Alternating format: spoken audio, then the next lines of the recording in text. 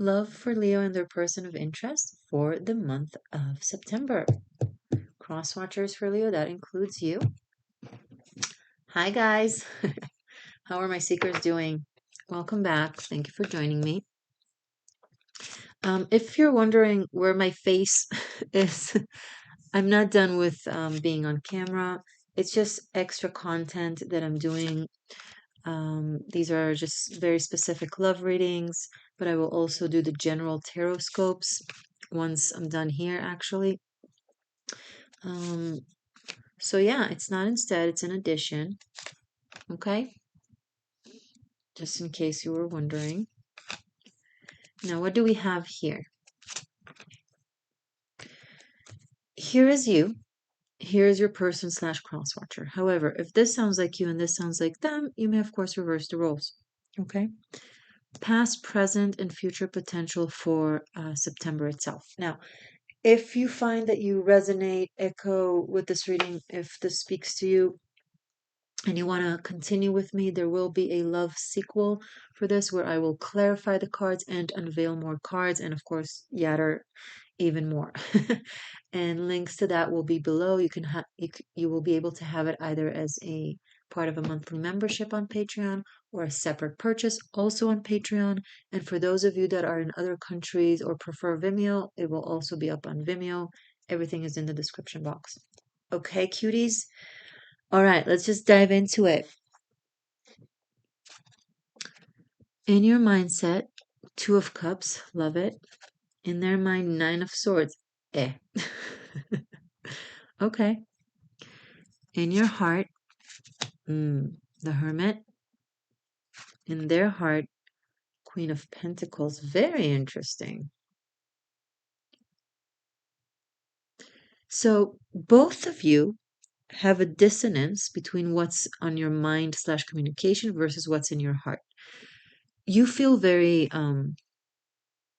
distant and separated and from this person.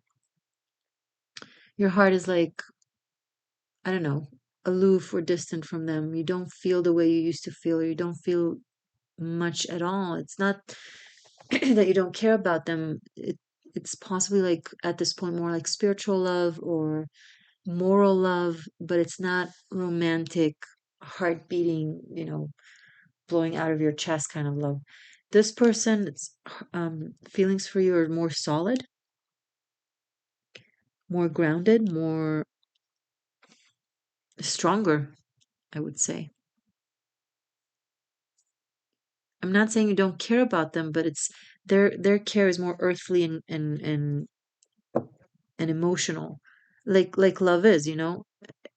Of course, love is also spiritual, but if love was only spiritual, then nothing would differentiate between what you feel towards a stranger in a different country as a spiritual entity that cares for all versus what you feel for your partner, right? There is, in addition to the spiritual love, there's also the earthly, emotional, romantic love, which with the Hermit, now maybe you just feel lonely because of the way they're communicating, because they're very, so that it's the other way around, right? So the way you are at heart, that's the way they are in mind, but like if they communicated something to you, it's negative or pessimistic or depressed, which is the opposite of what they seem to be feeling. Now, you, with your communication and mindset, is the opposite of what you seem to be feeling as well. It's like this, right? Your words echo what's in their heart. Their words echo what's in your heart, but it's not good. It's not aligned, right? Yeah, let's see the other cards, of course. You express that you're there, that you care, that you want, that you love, but your heart is elsewhere. And they recognize it. Now, I don't know what comes first, the chicken or the egg. If they recognize how you feel, so that's why they're like this, or they're like this, so that's why you're distant. I don't know. At this point, I don't think you guys know. What you give, Magician, would they give Knight of Wands?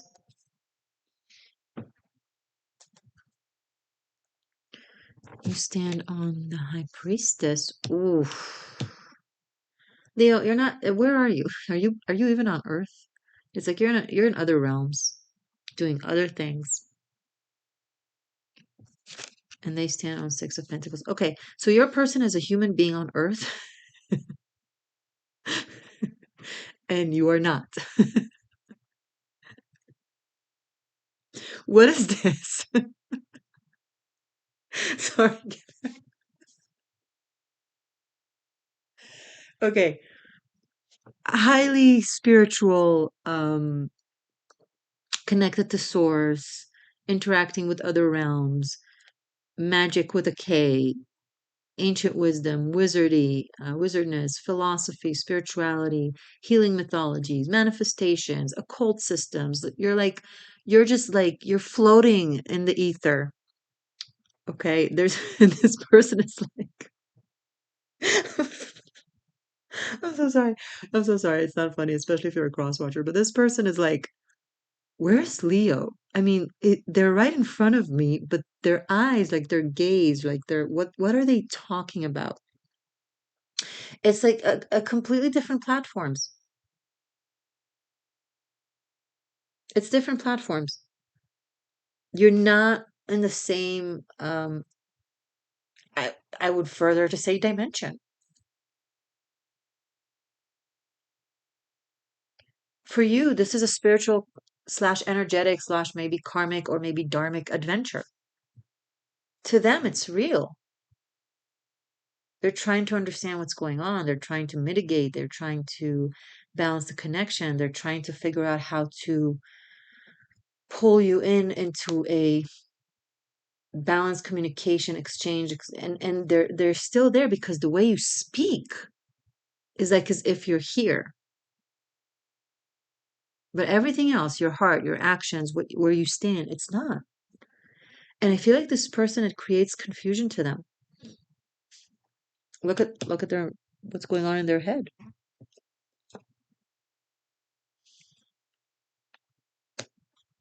Now, I don't think this is like, okay.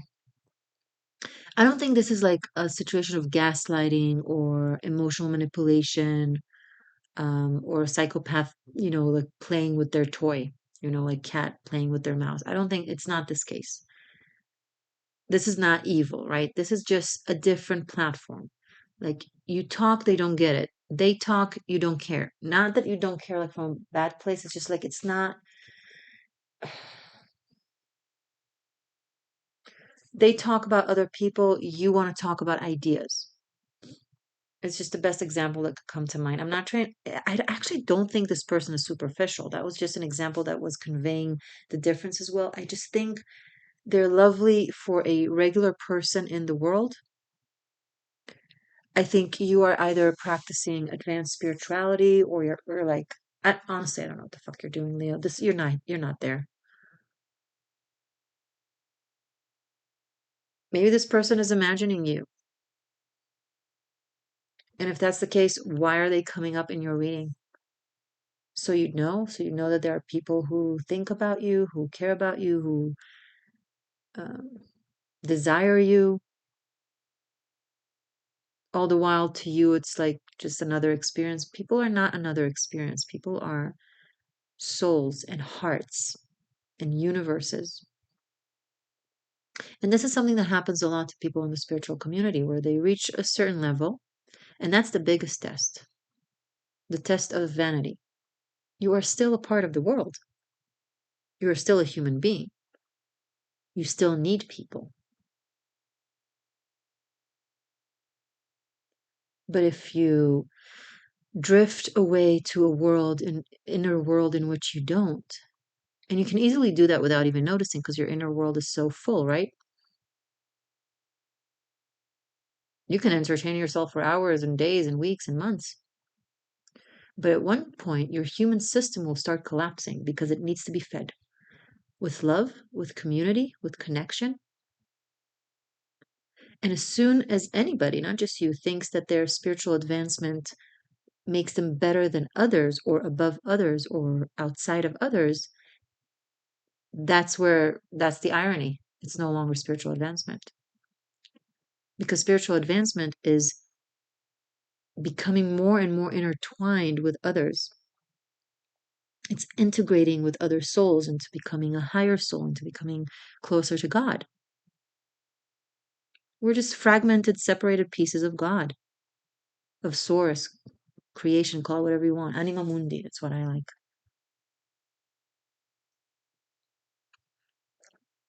I barely use the term anima mundi because it's not very known or common. God, universe, source are things that people are more familiar with, and to me, it's the same thing. I just like to speak in the language of the people who listen.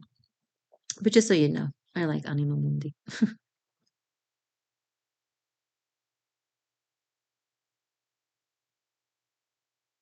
the soul of the world, which you're a part of. You can't look at every single person that is a romantic partner as just another spiritual experience. We're all spiritual experiences to one another. But we're not just that. And by default, being a spiritual experience to one another is being a worldly experience to one another because this worldly experience is our spiritual experience. It's what we came here for. So when you separate the two and when you're like, oh, this person is just another spiritual experience for me, I'm learning, but I'm not attached. Detachment is the thing. That's not spiritual wisdom. That's spiritual bypassing. That's using spiritual terminology to escape emotional connections because it hurts and it's scary. And I know, and I understand. I'm not judging that. But you need to call it for what it is. You can't call it advancement or else you'll never return or you'll never heal from it.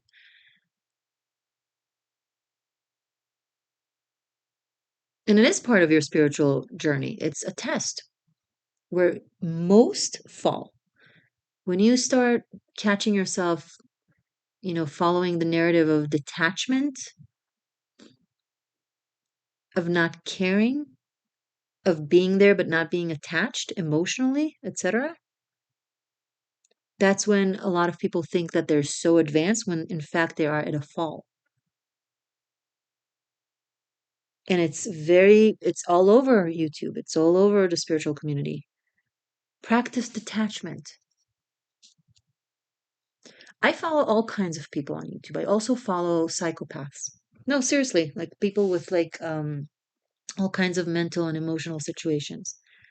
And I find a scary connection between what psychopathic tendency people teach and what some spiritual teachers teach. They teach the same things: detachment and toying. And okay, so a psychopath would be like, I'm detached emotionally and I just play with the people that I'm involved with. It's a game, okay? And a spiritual, uh, the type of spiritual people that I'm referring to will say, well, I'm detached, I'm not feeling, and I'm just experiencing the spiritual experience with this person. It's the same thing. It's the same thing.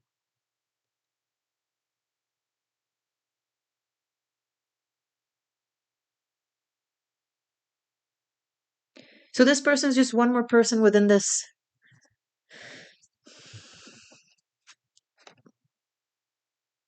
If you take the words that I'm saying seriously, if you rewind this video and keep listening to it, I might be saving your ass from floating away to the ether, thinking you're getting closer to God as you drift further and further away. God is here in the table, in the tree, in the heart of the person who cares for you. And if you don't care about them, I'm not saying you need to stay there. No, of course not. But you need to find someone that you genuinely care, that you feel for, that it's not just ideas and philosophies and spiritual advancement. It's that too. Okay. When it's just that, you're not here. But if you're physically still here, you're not in other realms as well. You're like a ghost between the worlds, right? Not on earth alive, not in another reincarnation or heaven or whatever the case may be, afterlife, but kind of stuck between dimensions.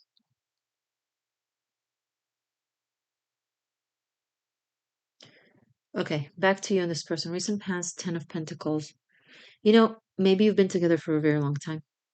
Maybe you've been married for a very long time. That seems to be the theme of readings for September, of love readings specifically. And present, you just Three of Swords. It's not there anymore. Your heart is not in it anymore. You're like, Morgainne, I get everything you're saying is very cool, but it's not the case. I'm just not in alignment with this person anymore. And that is perfectly fine. Some of you, I guess, needed to hear it. And so for those of you who are here, but just brokenhearted and just it's not it anymore, that's okay. It happens.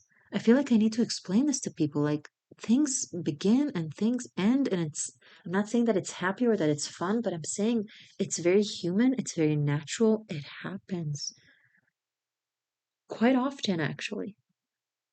It's like I'm tapping into a group of seekers who feel very disappointed when a love connection ends or doesn't continue. They like seeing it as a failure of some sort. You're not a failure. This connection wasn't a failure. It's been amazing. It's brought you so much. It taught you so much. It created so much in your life.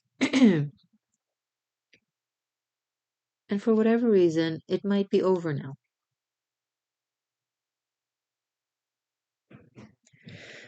I'm going to continue. I'm going to unveil these cards and then clarify. I'm going to use the After Tarot.